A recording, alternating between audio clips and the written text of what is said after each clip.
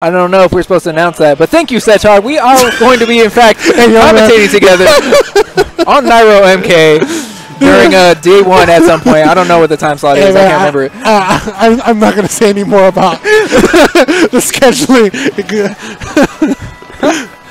All right, let's get on to this, man. Pretty much two good friends duking it out right here in this winner's side of the bracket. Eon versus Charlie. Charlie, of course, going Sheik. Charlie, not a big fan of the Fox Ditto. I do love it when the Cubs have to play each other, though. You always don't know. It's always hard to tell who's going to bring it out, who's going to be able to clutch out the win. Nice forward air trying to. Oh my God! And he decides to go for another forward air just to let Eon know I can stretch out my hitboxes just a little longer. I mean, that's a classic trap coming out from Sheik. Yeah, going for that raw bouncing fish, using the frame traps to connect into a forward air. And if you're not ready for a trap like that, you can actually just die to it with poor DI.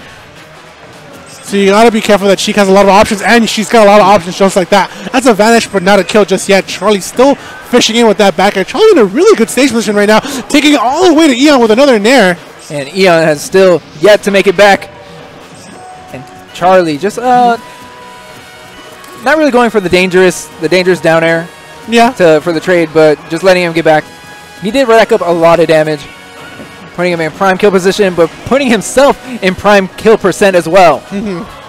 Charlie's a pretty big fan of this matchup as Sheik, and we definitely saw earlier he was sticking out those nairs to combat that side B from Fox, but now pretty much Eon has reversed the role, and the paradigm has shifted over to his side. He's holding onto that shield. Charlie coming down with that down air, trying to connect with the back air as he saw attack. Well, you can see a back air or a back throw for DI mix-up. Back air going to connect and forcing Eon to go for the stage spike, but like you said earlier, if you're a spacer, you got to have your text on lockdown. Nice. This is a max rage Fox. This has got to be scary. This is scary. I mean, it's kind of one of the tough parts about being a Sheik main, and even just using Sheik. You got to know that Sheik has a tough time killing. Even though she can rack up really good percent, she can have a struggle when it comes to actually finishing the stocks. I felt that one. I did. Like, he got the start of dash attack on Eon's shield, and he just watched it happen. Yeah. He even charged up a little bit. Yeah, he did. I mean, both of these two play with each other a lot. You know, they practice at home over Wi-Fi, even when they're here, so they kind of know each other's habits. So I'm not surprised of Eon actually being able to, counter that dash attack. But let's see game 2, how it'll play for Charlie this time around. Now, Charlie, I'm sure he's aware that this is a best of 3. He's not going to have an opportunity to go to Bayo if he drops another game.